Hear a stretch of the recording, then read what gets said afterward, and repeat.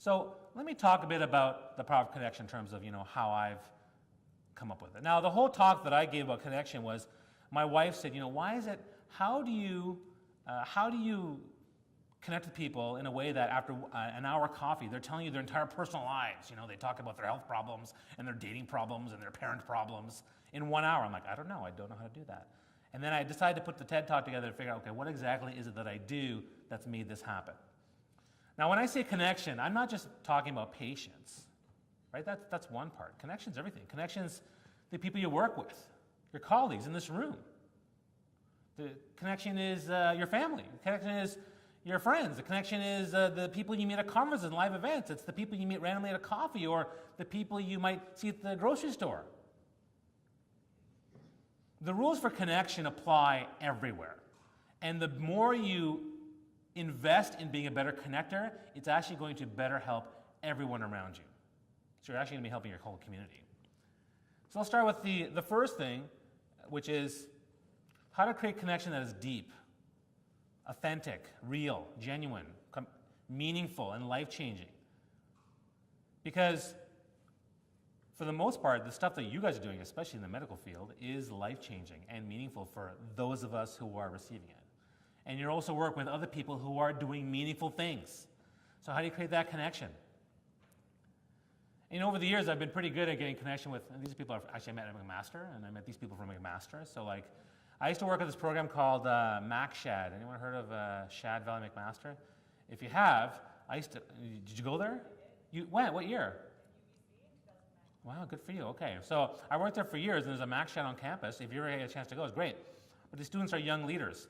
And actually, the one in the yellow shirt, she actually was one of the people that responded to my request for information about the doctors. She's actually, she's now a resident. So she's done really well for herself. And over the years, I've been known as Baloo Bear. That's one of my nicknames, Baloo from Jungle Book, because I'm just kind of an easygoing guy, and people relate to me. And yeah, when I go to kids, I have little kids, right? When I go to kids stuff, they all jump on me and they just sit on my lap and they want to sing songs and stuff, because I have this apparently easygoing nature about me. I'm not very gruff. Now, if I could do that as a doctor, that'd be awesome. That'd be awesome. So the first step is called caring. The first step to connection is caring. I'll admit that when I was younger, right? We were all younger once, right? Anyone here not younger once? Everyone here is younger once. Okay. I used to see these commercials on television for the starving kids in Africa and wouldn't think anything. I would change the channel. Look, where's Fresh Prince? Seriously, click, click, click, click, click. Fresh Prince, where's that? And I didn't care as much, honestly. I never would say that back then, but I guess I didn't care as much as I could. And then what happened is I had children.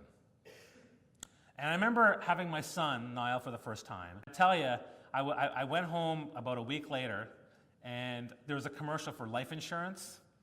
And there was a guy in the hospital with a baby, right? It's life insurance. And the tagline was, "It's not about you anymore." And I started bawling, "Oh my God, you're right! Oh my God! My life has changed!" And so this whole thing took a whole new meaning for me. In fact, now whenever the causes I care most about usually deal with children in poverty. I'm a big fan of Free the Children. I work with them a lot. But yeah, for me, it was a huge context shift. Now, what happened? Well, essentially, when you really care about something, you start to change and modify your behavior. So you have to find a way to care more authentically, more organically. That modification comes when you actually start to really, really care. And caring comes in many forms. What are you passionate about? Hopefully you're passionate about orthopedics, which is great. What else are you passionate about? Maybe you're passionate about hockey, board games, rock climbing, whatever it may be. Another part of it is being aware of these things we're passionate about. A lot of times we don't know what we're passionate about or what we care about. We think we care about it because we're just doing it or because we're good at it. Case in point, I did engineering because I was good at math and physics. Now, when I did engineering for 4 years at Bombardier, did I really care about what I was doing? Did I care about the jet planes? I did not care. We'd go to lunch, right? You go for lunch with your buddies, and everyone's talking about... Which planes did you design? What's that? Which planes were you involved I was only working on the toilets, so just don't use the toilet. On the Learjet 1000, don't use that one, okay? The button is faulty. But, what's interesting, we go with my colleagues to lunch, right? And they'd be like, oh, did you hear about the TX 9000 jet from the Short Brothers in Ireland? Oh, yeah, there's the new wing plate coming from the other one. That's Aeroflot or from Boeing. And I'm like, did you hear that Brad Pitt and Jennifer Aniston broke up? I cannot believe that's, I don't know what's going to happen to those two now. It's over for the both of them. So that's what I was talking about. So having that awareness is really important to understanding your caring. And the other piece is about relating. Caring allows you to relate to the cause or the idea that you care about. So think about that when it comes to your caring. Next piece is step 2, communication. Excuse me. So communication. Well, what is communication? It's a movement of thoughts and ideas from one entity to another. Okay, that's pretty generic. But what is it really all about? It's about talking. It's how you talk to people, what you talk about. Do you talk proactively? Do you talk reactively? Do you talk in great detail? Do you talk in just short words? How do you talk? Finding a way to talk better helps. Listening, obviously we all know a huge part of communication and connection. When you listen to someone, you listen to the story, you listen to what's going on with them, that makes it, and again, it only has to be 2 minutes. We're not saying spend an hour diving deep into their personal history. Even 2 minutes can be enough to make a connection with somebody. And the third one's physicality. Obviously I don't expect you to go hugging your patients, but I'll expect one from Mo at the end of this. But for the most part, physicality is part of connection. It is. Whether it's a nice handshake, hand on the shoulder, if required, right? Because otherwise, when you look at this, do we look connected? Yeah, I think so. Now you're like, well, Bobby, that's your kids. Okay, fine. But, I trust you. If any of you guys hug me, you'll have the same look in your face. Because I'm warm and I'm cuddly. So it's fine. I have a lot of robotics right now on me, but, later on it will be. And then the other big thing about communication is being open. Are you open enough to share topics that people would never really necessarily not talk about? Can you be totally honest about things with a rawness that people find refreshing? And ultimately, you want to ask questions. You want to make no assumptions, and you want to take risks and go deep. If you're willing to take that risk and ask a challenging question, a tougher question, that actually can create deeper connection. One of my favorite questions to ask, which I asked you guys, which is, what are some of the challenges you're seeing in X, Y, Z? And if you can get people to respond, it becomes an incredible conversation or an incredible connection. So even for me in surgery, that she asked me, what is your biggest concern about this surgery? I said, well, I read online, and you probably hate this, I read online that there's a 0.2% chance I won't be able to talk again. And I'm a speaker, so that concerns me. And she said, don't worry about it. And then she reassured me everything's fine, 0.2%, not that bad, it's only 2 out of every 1,000. I said, okay. I said, have you ever screwed up 2 times in the last 1,000 patients? She's like, no. She's like, I don't screw up. I'm like, oh, okay, well, I hope not. But at least the conversation made me feel better. And the thing is, when you communicate openly, honestly, and with authenticity, you start to discover new truths about each other. And that creates, again, a more powerful connection. And again, you'd be more of that's me and my nephews and nieces, who are much older now. So what happens is, if you care deeply and openly, and you communicate proactively, that's when you create a deep connection with somebody.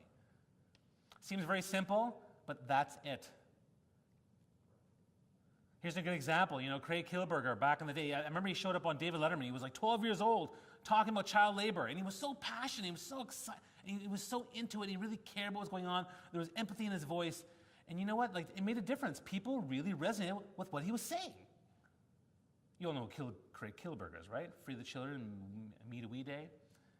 And so now, it created a movement. People really connected with his message, and it was a way that resonated with people, and people were connected to what he was doing. So the key is, if you genuinely care enough about a person, a group, an organization, a cause, or idea, and you communicate that with deeply and passionately to that person, group, organization, or about that cause or idea, that's when you achieve a powerful connection. This is what it's about. Now, how you do that, that's a different story, but this is the basic. Now, when I started the whole connection talk, I started this thing called Rules of Connection on Twitter. Anyone here on Twitter? Any medical people on Twitter? All right. Wow, 0.2%. Okay, excellent. We've got to change that. We're going to change that, okay, after my talk. But I started coming up with the rules. I didn't know how to engage on Twitter. I was like, what do you do with Twitter? I don't know. So the first thing I did was power of connection, rule number 1, listen. Day 2, power of connection, rule number 2, smile. And I just started doing that once a day. And then pretty soon, by the time I got to like 21, people started responding. They're like, oh, okay, that's interesting. What's this all about? What are you talking about? And then pretty soon, by 63, 73, I was actually engaging conversations, and I was actually connecting with people. Pretty soon, they became some of my friends. Some of them were actually in Toronto. I actually met up with them later on. And then ultimately, I came up to 309 rules. And one of them, this applies today. I'm trying to make a connection, two-way street here, right? So, and now I have like 317 rules of connection. I should have made 365 just to have that calendar, so people could rip off every day. I didn't do that. But again, connection has been a big part of what I do. So if you have that powerful connection, then you create a strong community, which then ultimately leads to change. That's how you create change amongst your colleagues, amongst your industry, amongst the people you live and work with. And that's exactly what happened with Me to We Day, right? So Craig Kilberg took it, Craig Kilberg took it to the next level. He created that connection. And ultimately, he made everyone else want it. That connection, that drive, that passion about that idea to inspire people, that vision that he had, it was created because everyone else started to want it. Goes back to that quote about, from Dwight Eisenhower, about everybody wants to do it, what you want them to do. Now, another big thing that people talk about is what is authenticity? They don't really understand that because that word's thrown around a lot. Authentic, be authentic. What does that mean? Well, it means that every single person is a real human being, right? So whether you're treating Marilyn Monroe or me and my wife and my kids for our back. By the way, did I mention my back issue? No, okay. My back is fine, actually. But every single person is a real human being. We all have needs, we all have desires, we all have fears and hopes. And investing in that and understanding that authentically will serve you well. Honesty and vulnerability. We're coming to you very, very vulnerable. We hate showing vulnerability, but it's so important to connect with people, to be vulnerable, to be willing to ask for help. And stories and values and needs are a big part of who we are as people. And this is what makes us authentic. The fact that each of us does have a story, the fact that each of us all have certain values that we espouse. And we all have needs that we're trying to navigate in this crazy world we live in called Earth. Now, what's interesting is that, and we're not just talking about patients. Who else are we talking about? Who else are we talking about? Your colleagues? What's that? Family, yeah. It's also you, right? You're authentic.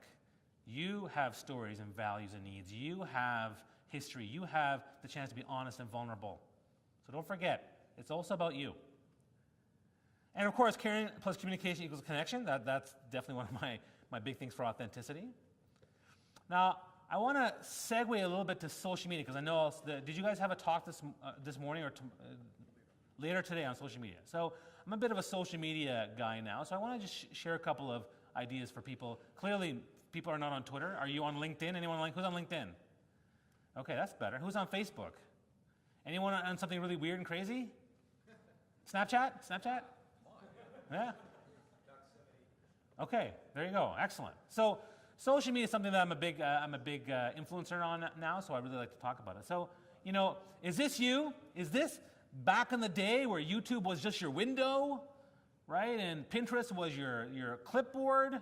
Twitter was Post-it notes. Your Facebook was your address book. Tumblr is just, tape.